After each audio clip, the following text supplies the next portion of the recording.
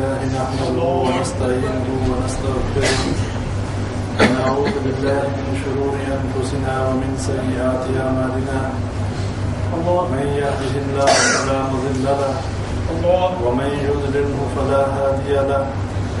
وأشهد أن لا إله إلا الله وحده لا شريك له وأشهد أن محمدا عبده ورسوله أما بعد أعوذ بالله السميع العليم من الشيطان الرجيم بسم الله الرحمن الرحيم يا أيها الذين آمنوا اتقوا الله حق تقاته ولا تموتن إلا وأنتم مسلمون يا أيها الذين آمنوا اتقوا الله وقولوا قولا سديدا يصلح لكم أعمالكم ويغفر لكم ذنوبكم ومن يطع الله ورسوله فقد فاز فوزا عظيما. السلام عليكم ورحمة الله. السلام عليكم ورحمة الله.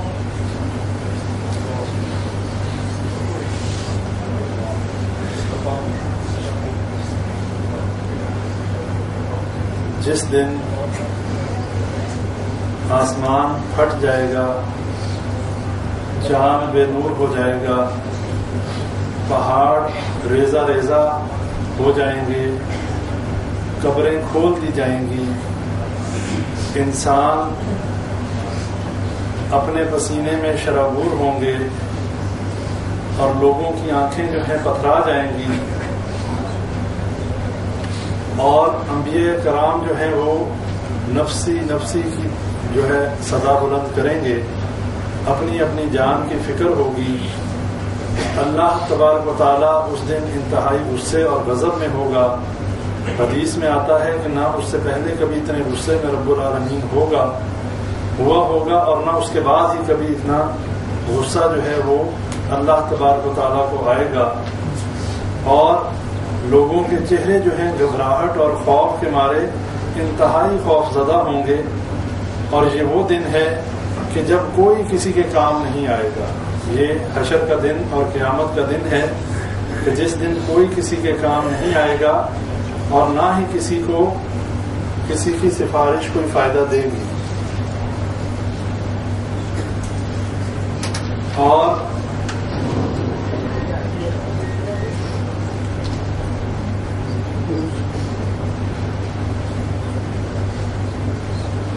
اس دن جو فائدہ حاصل ہوگا اور جن لوگوں کو اس دن عافیت ملے گی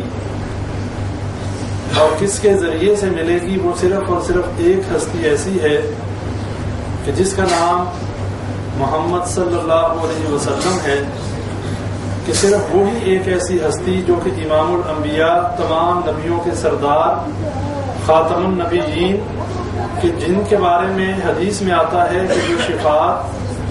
اللہ تعالیٰ شفاعت کا اعزاز جو ہے نبی اکرم صلی اللہ علیہ وسلم کے سر پہ تاج مبارک ہوگا جس میں وہ شفاعت کریں گے. اور اس کے علاوہ کوئی شخص ایسا نہیں کہ جو شفاعت کی ذمہ داری اٹھا سکے اور اللہ کے عرش کے سامنے جو ہے سجدہ ریز ہو کر اپنی امت کے لیے دعائیں مغفرت کرے اور اپنی امت کو جو ہے جنت میں لے جانے کی کوشش اور سعی کرے. لیکن آج یہ جو معاملہ ہے اور یہ جو عقیدہ ہے اور یہ جو شفاعت کا کانسیپٹ ہے یہ بہت زیادہ خراب ہو چکا. ہم لوگ اس کے بارے میں جو ہے صحیح عقیدہ نہیں رکھتے. ہمیں یہ اندازہ نہیں ہے کہ اس شفاعت سے مراد کیا ہے، یعنی کہ یہ وہ عقیدہ ہے کہ جس کا جاننا بہت ضروری ہے. اور آج کے دور میں ہماری بدعملی اور ہماری دین سے دوری کی وجہ بھی یہ ایک اس عقیدے کو نہ سمجھنا ہے، جس کی وجہ سے ہم لوگ کتاب اللہ اور سنت رسول اللہ کے مطابق عمل نہیں کرتے، نماز روزے کی پابندی نہیں کرتے، نیکیوں کی طرف رغبت نہیں رکھتے، اس لیے کہ ہمیں یہ معلوم ہی نہیں کہ یہ جو ہمیں شفاعت کا اعزاز ہمارے نبی صلی اللہ علیہ وسلم کو ملنا ہے اور جس میں تمام مسلمان اس شفاعت سے فیض یاب ہوں گے، وہ مسلمان کون ہوں گے اور ان کی کیا خصوصیات ہیں، کیا ہم ان مسلمانوں میں شامل ہیں کہ جن کو نبی صلی اللہ علیہ وسلم کی شفاعت جو ہے وہ نصیب ہوگی؟ اور اگر ہم اس بات کو سمجھ لیں تو یقیناً ہماری زندگیاں جو ہیں وہ بدل جائیں گی اور ہماری بدعملی جو ہے وہ ہماری ختم ہو جائے گی اور ہم دین کے راستے پر صحیح طریقے سے گامزن ہو جائیں گے۔ سب سے پہلے ہمیں یہ سمجھنا ہوگا کہ یہ شفاعت جو ہے یہ کن لوگوں کے لیے ہے، اور جن کو ہم اپنا سفارش کرنے والا اور شفاعت کرنے والا سمجھتے ہیں، پہلے تو ہمیں یہ بات ذہن میں بٹھا لینی چاہیے کہ نبی اکرم صلی اللہ علیہ وسلم کے علاوہ کوئی شخص ایسا نہیں کہ جس سے ہم یہ عقیدہ رکھیں کہ وہ ہماری شفاعت کر کے اللہ کی مرضی کے بغیر ہمیں جنت میں لے جائے، یا وہ اتنا قوی یا اتنا مضبوط ہو کہ جو اللہ تعالیٰ کے حکموں کے اوپر اثر انداز ہو سکتا ہو۔ ایسا کوئی بھی نہیں، نہ نبیوں میں اور نہ ہی انسانوں میں، نہ شہداء میں، نہ ہی جو ہے وہ اولیاء میں، اور نہ ہی صحابہ کرام میں، نہ ہی امام الانبیاء اور جتنے انبیاء کرام ہیں۔ اللہ کے فیصلوں کو کوئی بدل نہیں سکتا، اللہ کی مرضی کو بدلا نہیں جا سکتا۔ اور جب اللہ تعالیٰ جن لوگوں سے راضی ہوگا، جن لوگوں کو جنت میں لے جانا چاہتا ہوگا، جن لوگوں کے ساتھ بھلائی کا معاملہ کرنا چاہتا ہوگا، اللہ تعالیٰ ایسے ہی لوگوں کے لیے شفاعت کا حکم دیں گے اور شفاعت قبول کریں گے۔ اور دوسری بات یہ ہے کہ نبی اکرم صلی اللہ علیہ وسلم اس وقت تک شفاعت نہیں کر سکیں گے جب تک اللہ تبارک و تعالیٰ نبی صلی اللہ علیہ وسلم کو اجازت نہ دے دے۔ اللہ تعالیٰ اپنے اذن سے جب نبی صلی اللہ علیہ وسلم کو اجازت دیں گے تو نبی صلی اللہ علیہ وسلم حشر کے میدان سے اللہ کے عرش کے قریب آ کر سجدہ ریز ہوں گے اور اپنی امت کی سفارش کریں گے۔ اب اگر ہم یہ عقیدہ رکھیں کہ ہمارے بزرگ اور ہمارے اولیاء جو ہیں یہ ہماری سفارش کر سکتے ہیں، یہ ہمیں اللہ سے جو ہے اللہ کے عذاب سے بچا سکتے ہیں، قیامت کے دن ہماری مدد کر سکتے ہیں، تو یہ عقیدہ باطل عقیدہ بن جاتا ہے، اس لحاظ سے کہ اللہ تعالیٰ اپنی صفات اور اللہ تعالیٰ اپنے حکم میں خود مختار ہے، اللہ تعالیٰ خالق مطلق ہے، اللہ تعالیٰ ساری کائنات کا مالک ہے، اللہ کے اوپر کسی کی کوئی سفارش اثر انداز نہیں ہو سکتی، اللہ کے فیصلوں کو بدل نہیں سکتی۔ جب یہ بات ہمیں سمجھ میں آ جائے گی کہ شفاعت جو ہے وہ کن لوگوں کے لیے ہے اور اس کے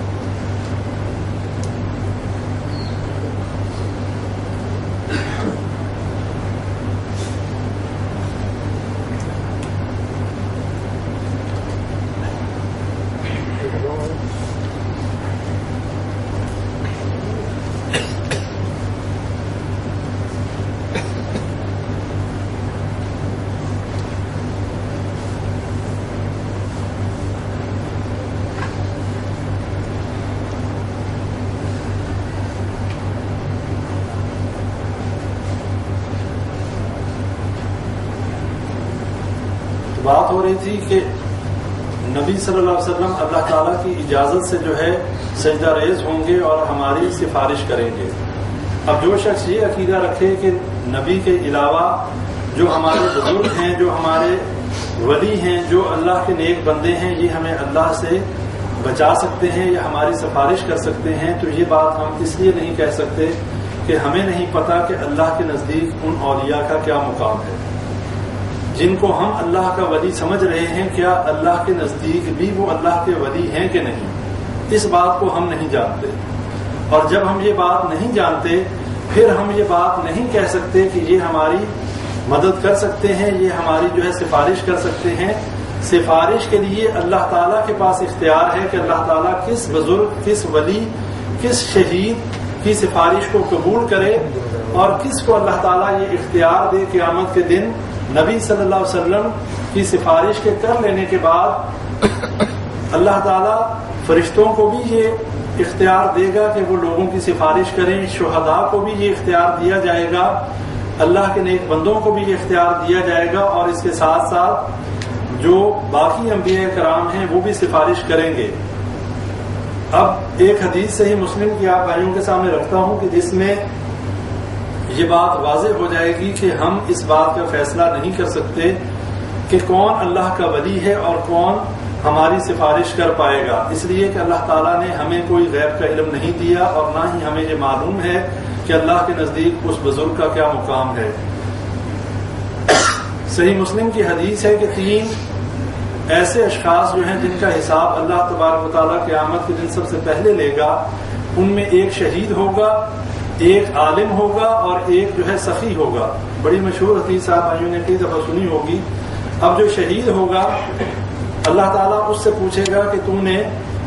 میری نعمتوں کا شکر کیسے ادا کیا. اللہ تعالیٰ اپنی نعمتیں اس کے سامنے رکھے گا کہ میں نے تجھے یہ فلاں فلاں نعمت دنیا میں دی, تو نے ان نعمتوں کا شکر کیسے ادا کیا. تو اس کے جواب میں وہ کہے گا, اے اللہ میں نے تیری راہ میں جہاد کیا اور اپنی جان کی پرواہ کیے بغیر میں نے جنگ کی, اور میں نے اپنی جان جو ہے تیرے راستے میں قربان کر دی. اللہ کہے گا تو جھوٹا ہے, تو جھوٹ بولنے والا ہے, اس لیے کہ تو نے جان اس لیے قربان نہیں کی کہ تو میری رضا چاہتا تھا, بلکہ تو نے جان اس لیے قربان کی تو یہ چاہتا تھا لوگ کہیں بڑا بہادر اور بڑا ناڈر ہے. تو لوگوں سے داد وصول کرنا چاہتا تھا اور وہ تجھے دنیا میں مل گئی. میرے پاس تیرے لیے کوئی حصہ, تیرے لیے کوئی اجر نہیں ہے, اور اسے منہ کے بل گھسیٹ کے جہنم میں پھینک دیا گیا. اس کے بعد ایک جو عالم ہے اسے لایا جائے گا. اللہ پوچھے گا اپنی نعمتیں گنوانے کے بعد کہ تو نے میری دین کے لیے کیا خدمات سر انجام دی, تو نے زندگی کیسے گزاری. کہے گا اے اللہ میں نے دین کا علم سیکھا اور لوگوں کو میں نے یہ علم سکھایا, لوگوں کو تیرے قرآن کا علم سکھایا, تیری احادیث کا علم سکھایا, اور اپنی زندگی جو ہے صبح و شام میں نے تیری دین کو پھیلانے میں صرف کیے. اللہ کہے گا تو جھوٹ بولتا ہے. کیوں؟ تو نے علم اس لیے حاصل کیا کہ لوگ کہیں بڑا علامہ اور بڑا فہامہ ہے, اس کے پاس دین کا بڑا علم ہے, اس سے جو بات پوچھو اس کو ہر بات کا علم ہے. تو لوگوں کی داد چاہتا تھا, تو لوگوں میں نام چاہتا تھا کہ تیرے نام کے چرچے ہوں کہ بڑے علامہ صاحب ہیں, بڑے جو ہیں دین کا علم رکھنے والے صاحب ہیں, بڑے عالم ہیں, بڑے قبے اور جبے والے ہیں. سو دنیا میں تجھے وہ سارے القابات مل گئے, اب میرے پاس تیرے لیے کوئی اجر نہیں. اور اللہ تعالیٰ اس کو بھی فرشتوں کو حکم دے گا منہ کے بل جہنم میں پھینک دے. اور تیسرے نمبر پر ایک سخی لایا جائے گا کہ جس نے اللہ کے راستے میں دنیا میں بہت سارا مال جو ہے وہ خرچ کیا ہوگا, بہت زیادہ اللہ کے راستے میں سخاوت کی ہوگی, لیکن جب اللہ اس سے پوچھے گا کہ تیری نیت کیا تھی, تو نے کیوں یہ سخاوت کی, کہے گا اللہ تیری رضا مقصود تھی. اللہ کہے گا تو جھوٹ بولتا ہے, تیرا مقصود یہ نہیں تھا, تو یہ چاہتا تھا لوگ کہیں کہ فلاں بندے کے تو دروازے ہر وقت کھلے رہتے ہیں, جو بھی چلا جائے نامراد نہیں لوٹتا, اسے کچھ نہ کچھ دے کے رخصت کرتا ہے. بڑا سخی ہے, بڑا ہی اللہ نے اس کو مال دیا ہے اور بڑی وہ سخاوت کرنے والا ہے. تیرا مقصد یہ تھا کہ لوگ تجھے سخی کہیں, لوگ تیری تعریف کریں, سو دنیا میں تجھے مل گئی, اب میرے پاس تیرے لیے کوئی اجر نہیں. اور وہ شخص جو ہے وہ جہنم میں پھینک دیا جائے گا. اب میں آپ بھائیوں سے یہ سوال کرنا چاہتا ہوں کہ یہاں پر عالم بھی ہے, یہاں پر شہید بھی ہے, یہاں پر سخی بھی ہے.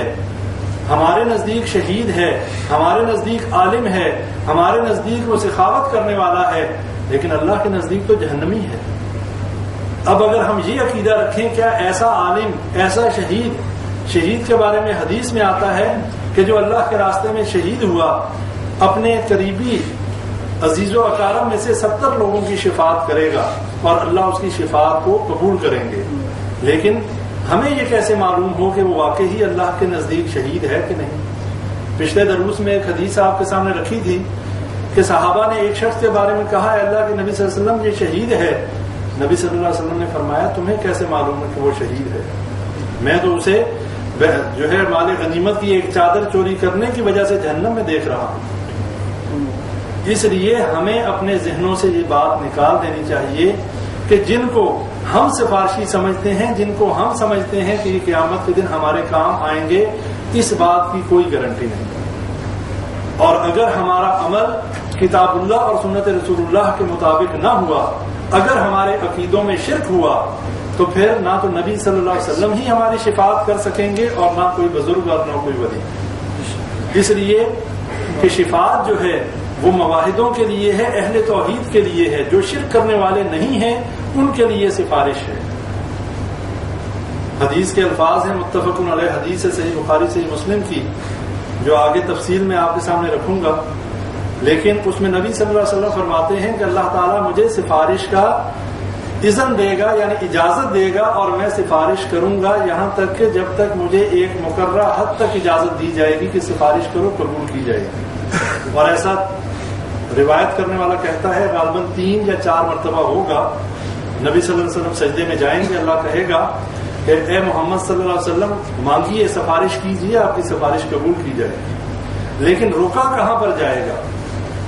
جب تمام ایسے لوگ کہ جو مواحد ہیں، جو اللہ کی توحید کو ماننے والے اور شرک نہ کرنے والے، ان کے بارے میں نبی صلی اللہ علیہ وسلم سفارش کر چکیں گے، تو پھر نبی صلی اللہ علیہ وسلم فرماتے ہیں میں خود ہی اللہ سے کہوں گا کہ اللہ اب تو کوئی بھی جہنم میں مواحد باقی نہیں رہ گیا،